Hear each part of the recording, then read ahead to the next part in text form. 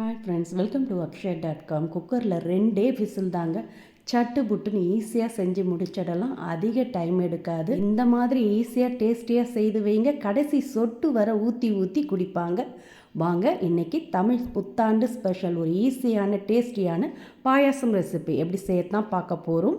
அதுக்கு ப்ரெஷர் குக்கரை சூடு பண்ணியிருக்கேன். அதில் 1 டீஸ்பூன் அளவுக்கு நெய் சேர்த்துக்கங்க. நெய் சூடானதும் இதில் பெரிய சைஸில் ஒரு கேரட்டை துருவி சேர்த்துக்கங்க. கொஞ்சம் பெரிய துளையுள்ள கிரேட்டரில் துருவி சேர்த்திங்கன்னா கொஞ்சம் பெருசாக கிடைக்கும். அடுப்பை மீடியம் ஃப்ளேம்லேயே வச்சு இந்த நெய்யில் கேரட்டை வதக்கி எடுத்துக்கங்க. அதில் இருக்க பச்சை வாசனைலாம் போய் ஈரப்பதம் வற்றி நல்லா ட்ரையாக வதங்கி வரணும். இந்த அளவுக்கு நல்லா வறுபட்டதும் இந்த கேரட் துருவலை அப்படியே ஒரு பிளேட்டில் மாற்றி எடுத்து வச்சுக்கோங்க. பிறகு சேர்த்துக்கலாம். இது மாதிரி எல்லாத்தையுமே மாற்றி வச்சுட்டு இப்போ அதே குக்கரில் கொஞ்சம் நெய் விட்டுக்கங்க. அதில் 1/2 கப் அளவுக்கு பாசிப்பருப்பு நல்லா ஒரு முறை தண்ணியில் அலசிட்டு வடியை விட்டு பாசிப்பருப்பை சேர்த்து நல்லா அதில் இருக்க ஈரம் வற்றி வறுபட்டு வாசம் வரணும். அந்த அளவுக்கு வறுத்துக்கங்க. இந்த அளவுக்கு பாசிப்பருப்பு வறுபட்டதும் அடுப்பை மீடியம் ஃப்ளேமில் வச்சுட்டு இதில் 1 கப் அளவுக்கு நைலான் ஜவ்வரிசி ஒரு 1/2 மணி நேரம் ஊற வச்சுருந்தேன். அதை தண்ணீரை வடிய விட்டுட்டு ஜவ்வரிசியை மட்டும் சேர்த்துக்கங்க. ஊற வச்சுட்டு சேர்க்குறப்ப தான் கரையாமல் நம்மளுக்கு நல்லா முழுசாக இருக்கும். இப்போ ஜவ்வரிசி எடுத்துள்ள அதே கப்பில் 4 கப் அளவுக்கு தண்ணீர் அளந்து ஊற்றிக்கங்க.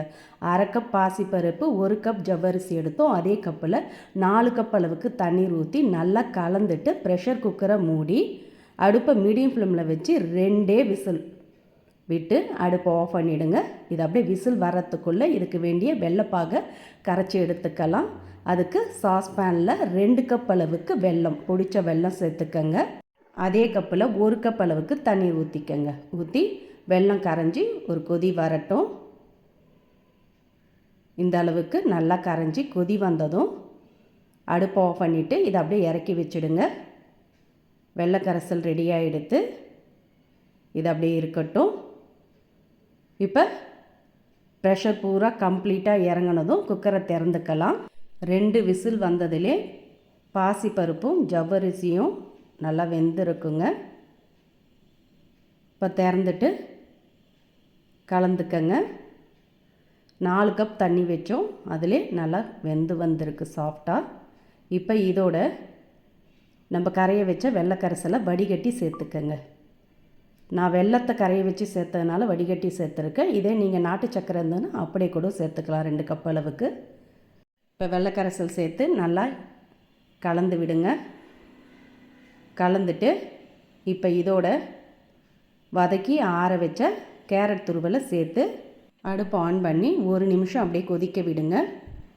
கேரட்டை நம்ம நெய்யில் நல்லா வதக்கி தான் சேர்த்துருக்கோம், அதனால் வேகிறதுக்கு அதிக டைம் எடுக்காது. இப்போ நல்லா கலந்து விட்டு 1 நிமிஷம் நல்லா கொதி வரட்டும். கொதிக்க பார்த்து இதில் ஒரு சிட்டிகை உப்பு, 1/2 டீஸ்பூன் ஏலக்காய் பொடியும் சேர்த்து கலந்துடுங்க. இப்போ நல்லா 1 நிமிஷம் கொதித்து கேரட் வெந்து சாஃப்டாக இருக்குது. கொஞ்சம் திக்கான பதத்துக்கு வந்திருக்கு பாருங்கள், நல்லா கொஞ்சம் திக்காக இருக்குது. இப்போ இதோட நெய்யில் வறுத்த முந்திரி, பாதாம், திராட்சையை சேர்த்துக்கங்க. உங்களுக்கு நட்ஸ் எந்த அளவுக்கு கூடுதலாகவோ கம்மியாகவோ உங்கள் விருப்பத்துக்கேற்ப சேர்த்துக்கலாம்.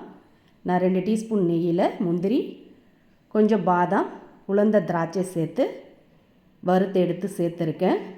சேர்த்து நல்லா கலந்துடுங்க. கலந்துட்டு இதோட 1 கப் அளவுக்கு நல்லா திக்காக அரைச்ச தேங்காய் பாலை ஊற்றிக்கங்க. இதில் நம்ம வெள்ளை கரைசல் ஊற்றிருக்கோம், அதனால் தேங்காய் பால் ஊற்றினீங்கன்னா திரிஞ்சு போகாமல் இருக்கும். இதே நீங்கள் காய்ச்சன பால் ஊற்றுற மாதிரி இருந்ததுன்னா அடுப்பை ஆஃப் பண்ணி லைட்டாக ஆறின பிறகு அதுக்கப்புறமா சேர்த்து கலந்துக்கங்க. தேங்காய் பாலில் செய்கிறப்ப தான் இந்த பாயாசம் ரொம்ப சுவையாக நல்ல மணமாக அருமையாக இருக்கும். பாருங்கள், இப்போ நான் தேங்காய் பால் சேர்த்து நல்லா கலந்துட்டு ஒரு கொதி வந்ததும் அடுப்பை ஆஃப் பண்ணிவிடுங்க. தேங்காய் பால் சேர்த்ததுனால ரொம்ப நேரம் கொதிக்க விடக்கூடாது. அவ்வளோதான், சட்டுன்னு சிம்பிளாக செய்யக்கூடிய ஒரு ஈஸியான டேஸ்டியான கேரட் ஜவ்வரிசி பாசிப்பருப்பு பாயாசம் ரெடி. இந்த தமிழ் புத்தாண்டுக்கு பாசிப்பருப்போட ஜவ்வரிசி கேரட்லாம் சேர்ந்து உடம்புக்கு ரொம்ப குளிர்ச்சியை தரக்கூடிய சத்தும் சுவையும் கலந்து ஹெல்த்தியான இந்த பாயாசம் ரெசிபியை செய்து பாருங்கள். இந்த ரெசிபி பிடிச்சிருந்தா வீடியோக்கு லைக் கொடுங்க. மறக்காமல் நம்ம சேனலையும் சப்ஸ்கிரைப் பண்ணி வச்சுக்கோங்க. நன்றி, வணக்கம்.